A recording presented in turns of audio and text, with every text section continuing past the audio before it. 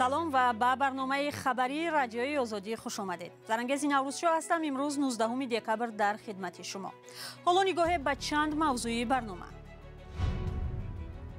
دادگاه عالی تاجیکستان گفته است که محاکمه‌های خبرنگاران تاجیک بر اساس قانون و باز صورت می‌گیرد، برعکس آنچه که خویشاوندان ژورنالیستان میگویند. جنگ اوکراین و قربانیان تاجیک آن به ترانه‌های رپسرایان تاجیک راه یافتند. داستان یکی از آنها را سهراب سالیف سروده است. خیلی از این روسیگا برای که گل یاشی بد بود. جوان کودک بوده. و در گذرگاه‌های مرزی تاجیکستان ممکن است حرارت شما را بسنجند. مقامات میگویند برای پیشگیری از سرایت کووید این ضرور است. حرارت بلند در آنها قید کرده شود اگر از آنها تست عاجلی برای دریافت بیماری کووید 19 گرفته می شود. دادگاه عالی تاجیکستان در بازداشتگاه صورت گرفتن محاکمه‌های خبرنگاران زندانی تاجیک را قانونی ارزیابی کرده گفته است بررسی پرونده‌های آنها گویا پس درهای بسته نگذشته است. دادگاه روز 19 دکبر در یک پاسخ خطی به مراجعت رادیوی آزادی درباره قضیه خبرنگاران بازداشت شده گفته است عبدالستار پیر محمدزاده در پرونده ذوقبک سعید امینی به حیث شاهد شرکت دارد و وکیلان دفاعی آنها هم سرکارند و بنابراین ضرور دانستند که مرافعه در بازداشتگاه صورت بگیرد. دادگاه گفته است پرونده ها موافق قانون آشکارا با شرکت خویشاوندان بازداشت شده ها بررسی شده است. نزدیکان خبرنگاران گفتند به محاکمه راه نیافتند. جنگ روسیه در اوکراین و شرکت جوانان تاجیک در آن موضوع نو در ترانه‌های یا رپ تاجیکی است. یک رپسرای تاجیک با درخواست سرباز تاجیک نیروهای روسیه قصه او را به جوانان نقل کرده است. قهرمان این رپ گفته است او همچون شهروند روسیه پیش از جنگ به ارتش جلب شده زخمی شد. رپسرای تاجیک خواهش سرباز را اجرا کرد و بعد خبری مرگ او را فهمید. گزارش مومین احمدی در این باره است. در تقدیری بدی ما جنگ اوکراین سرشید شمال وری بردن من من نکفید یا گوش کرشید وقتی به خود اومدم در بالستان بین پیچم اوشان پول نواز بینای شخشیدای پوچا این سرگذشت واقعی جوانی تاجیک است که در صف نیروهای روسیه ضد اوکراین می جنگید. او از یک بیمارخانه حربی بر رپسرا مسترسورا یا سهراب زنگ زده قصه اش را نقل کرده است. بهادر یک قصه زکر کرده بود. یک روز زنگ زد که ما همینجا کلان شدگیم همینجا در خدمت حربی بردن اونا ای اوجا جمع روی کردن. ما یک دخترک دوست می‌دارم. ما اینجا اومدم و ای که شده دیانو دخترک مینای چه کفید که ما روز هسپتال دایم ما روز دیل کرد همین را گفت نوشتن در کره خوندن در کره کرد. اومدم شهری اروسو رسیه همه جا کلون شدم نکی سر و قشم سیه شهروندی همه جای مده پاویز کشون اومد خدمت دعوتم کردن میکنیم مردم خدمت زنگ زد که ما هم خیلی زایکت سکر گپ میزد اول برای وقتی هموز آسیب بیفته خیلی چی شده زبونش بعد شده زنگ زد و جوری سوز شده گفت اکا ما را گفتیم که چی میریم باید برام اونا با جنگ رفتیم خیلی گفتم دادر جان الله نگهبان تو الله قدر برو دیگه زنگ هم نزد چند برو و کانتاکت نوشتم شد اتویت نیست. رپ از سرگذشت سرباز تاجیک ارتش روسیه در شبکه‌های اجتماعی سربیننده شد. چند پیش با عوضخان خبر دادند که قهرمان رپی سروده او کشته شده است. چند پیش در کامنتار یک خواهری هم خیلی یادم شما قصهش خوندگین هم خیلی شده گفت دیگه خیلی از این روسیگا برای که گل یاشی بد بود. جوان کودک بوده بگیم. شرکت تاجیکان در جنگ ضد اوکراین موضوع تازه در رپ تاجیکی است. سهراب یا مسترسورا در سرودهایش با درخواست جوانان از زندگی و مشکلات آنها می سراید. او درباره مهاجرت، مرگ در غریبی، جنگ در مرز تاجیکستان و قرقیزستان و ناعدالتی هم رپ خوانده است. بوسان زدای ما بویا مفتشی دیگه سروچ نخزیم بین ما شما را کردیم دلنا برای چیه که جان ما چیگه نو کرده باشیم میگه بسیار گب نزه شما همه تو نو باشین. در این آهنگ وی از ناعدالتی شکایت میکند. میگوید ضمن سفرش به یک ناحیه او را لطوکوب کردند ولی وقتی به مقامات شکایت کرد برعکس خودش را گناهکار دانستند. رفتیم 3 روز دیگه در اونجا بیانات گرفتن. ایسوسو کاوچی هر دو طرفه دیلا میکنیم. هر دو طرفه کاوچی دیلا کردن حوزی هم دوام دورا. آوازخان میگوید برای بررسی عادلانه قضیهش به دادستانی شکایت برده است. این سرودی او در شبکه‌های اجتماعی بحث‌ها را به وجود آورد. معمولاً موضوع اصلی ترانه‌های اکثر هنرمندان در تاجیکستان عشق و وطن است. اما برخی از رپسرایان با احتیاط و با لحنی لهجه و ساده از مشکل میگویند. شان امسی رپسرای دیگری تاجیک در یک سرودش از دموکراتیا و آزادی گفت و دلیر امام علی خبرنگار فعال را وصف کرد، ولی همزمان گیله نمود که زبان خودش در گفتن بسیار موضوعها بسته است. دموکراتیا مانن مرام بگم گپاما مانن یا برای کورپا برون برورم پاما بگم در دوما ای چند چیز من برنامه را با گزارش‌های دیگر ادامه می‌دهیم. با زیاد شدن شمار گرفتاران کرونا ویروس در ازبکستان، روای آدمان در مرز میانی تاجیکستان با این کشور هم کمتر شده است. مقامات بهداشتی سنجش مسافران را در گذرگاه‌های مرزی سخت‌تر کردند و حالا حرارت سنجیده می‌شود و افرادی که نشانه‌های این بیماری را دارند به کرانتین گرفته می‌شوند. چاره‌های پیشگیری از کووید در تاجیکستان در حال سخت‌تر می‌شود که به گفته مقامات در کشور یگان حالت نوی گرفتاری به کووید 19 ثبت نشده است.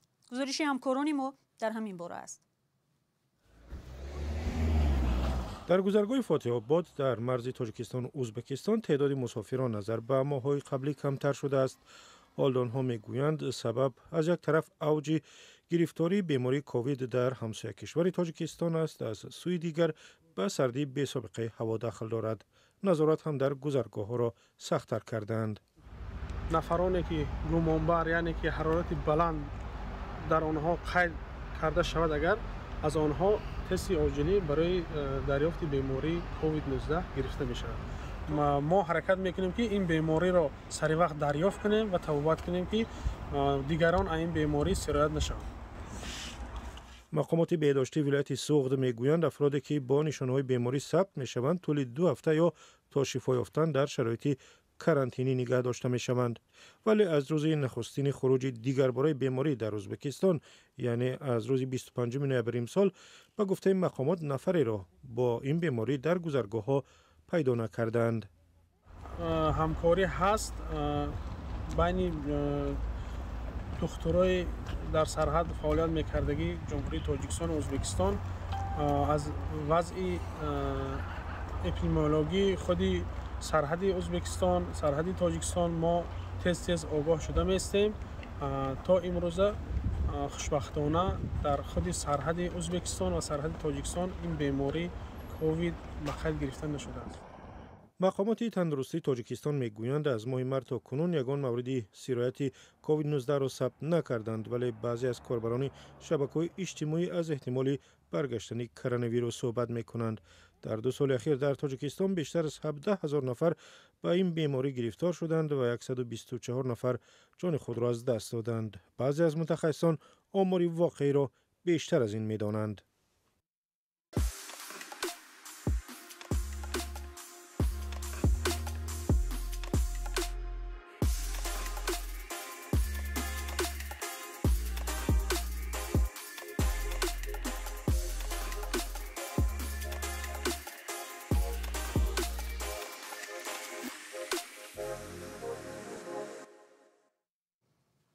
هزاران مهاجر در یک شهر مکزیک جمع آمده بیکار شدن دستور 42 پرزیدنت سابق آمریکا دونالد ترامپ را انتظارند.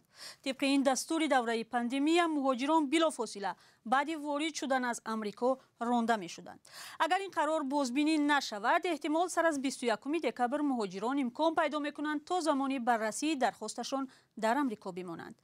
مقامات تلاش وارد شوی موج عظیم پناهجویان به این کشور را پیش بینی می کنند. اسکندر خواجه میرزاده گزارش دارد. شماره بزرگ مهاجران در شهر سیوداد خوارس مکزیک واقع در مرز جنوبی ایالات متحده آمریکا جمع شدند. بعضی از آنها خود را به خدمات مرزبان آمریکا در منطقه الپاسوی ایالت تگزاس ایالات متحده آمریکا تسلیم نموده پناهگاه سیاسی طلب می کنند. دیگران منتظر 21 دکبر می باشند. ماه گذشته دادگاه آمریکا حکم برآورد که سر از 21 دکبر دستور پرزیدنت ترامپ درباره اخراج فوری مهاجران وابسته به پاندمی کووید 19 خاتمه یابد. ولی ایالت چیهواهوای مکزیک میگوید وضعیت غیر قابل تحمل است. او اثنای صحبت با خبرنگاران از حکومت مکزیک تنقید کرد که به گارد ملی اجازت داد 1500 مهاجر را تا به شهر سیوداد خوارس انتقال دهد، ولی ذخیره برای تأمین مهاجران فراهم نآورد. خدا را شکر، مقامات مکزیک به ما کمک کردند و ما در شرایط امن به مکان لازمی رسیدیم. مشکل بود ولی خدا را شکر مردم مکزیک به ما یاری رساند و با غذا هم تامین کرد. این گروه مهاجران تصمیم گرفت رود ریو گرانده را عبور نموده خود را به خدمات مرزبان ایالات متحده تسلیم کند. مقامات مکزیک سد راه عبور مرز نشدند. کسی مجبور نیست که در اینجا دائمی بماند. وقتی مهاجران میآیند ما به آنها غذا میدهیم، آنها چند ساعت استراحت میکنند و سپس ما آنها را با کمکی که از طرف حکومت مکزیک فراهم آورده می شود شناس میکنیم. هر عائله خودش تصمیم میگیرد که چیکار کند. تا این زمان هزارها مهاجر خود را به خدمات مرزبان ایالات متحده آمریکا تسلیم کرده است. به گفت سخنگوی خدمات مرزبان ایالات متحده آمریکا در منطقه الپاسو، هر روز تخمیناً 2100 پرونده مهاجرت برای ارزیابی قبول می شود. شما اخباری آزادی را تماشا دارید. گروهی از باستانشناسان تاجیک باور دارند که در زیر شاهراه کلاب دوشنبه تاریخ هولبوک نهفته است. در اینجا اخیراً آنها یک نقبه را پیدا کردند که حدس میزنند در گذشته آن چون واسطه گرمیدهی استفاده می شده است. تفصیلات بیشتر درباره بازیافت نو و نادر در گزارش محمود جان رحمتزاده. باستانشناسان در قلعه هولبوک سرگرم تحقیق بازیافت نو هستند. این آثار را از کنار شاهراه کلاب دوشنبه هنگام تعمیر پیدا کرده‌اند. باستانشناسان آن را شبکه گرمیدهی می‌دانند که در زمان خود بی‌نظیر بوده است. حالا صحیفه تازه در آموزش قصر قدیمه شاهان هولبوک به حساب می‌رود. این بهترین دستاورد به حساب می‌رود چون که در اطراف قصر چونین شبکه بار اول پیدا گردید. فرش گرمیدهی را با خیشت‌های 6 کنجه آرا داده‌اند. از زیر خیشت‌ها جوی پیدا کرده‌اند. باستانشناسان میگویند هنوز کاوش به آخر نرسیده است. احتمال زیر این زمین اسرار بیشتری نهفته باشد. در پشت من باید تاکورسی پنجره‌های قلعه هولبوک ساخته میشد، اما هنگام کندن چقوری شبکه گرمیدهی این قلعه پیدا شده است. حالا نمایندگان و خادمان این قلعه با کاوش و تازه کردن این شبکه گرمیدهی مشغولند. آنها باور دارند که قلعه 10 عصر پیش طریق این شبکه گرم کرده میشد. فرش گرمیدهی در نیم متر عمق زمین پیدا شده است. هنوز در میانه‌های عصر گذشته نوعی از چنین شبکه را اینجا یافته بودند. حالا ظاهراً شکل کامل و فرق کننده آن را یافتند که بازیافت نادر در کشور است. در کاروانسرای فواره ها موجود بودند. شاید آبهای زیادتی با واسطه این جویبارها از فواره ها بیرون کرده میشد و شاید با واسطه این جویبارها شبکه زیر فرشی گرمیدهی عملی میگردید. این بازیافت زیر شاهراه مانده است. یک سال پیش هم از زیر این شاهراه در پی کارهای ساختمانی برج دفاعی قلعه پیدا شده بود. قلعه هولبوک در دهه مهرآباد جماعت گلستان ناحیه واسه جایگیر است. کاوش‌ها در خرابه‌های این شهر قدیمه از سال 1950 شروع شده بود. باستانشناسان میگویند قلعه هولبوک از عصرهای 9-12 مانده پایتخت دولت قدیمه خود آمده است. آن نمونه شهرسازی و مهندسی قدیمه مردم تاجیک میباشد. در سالهای استقلال قلعه را بازسازی کرده اند. قلعه هولبوک در دهگانه گنج‌های بی‌بهای تاجیکستان هم شامل شده است.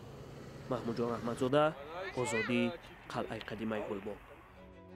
برنامه به پایان رسید. خدا نگهدار شما.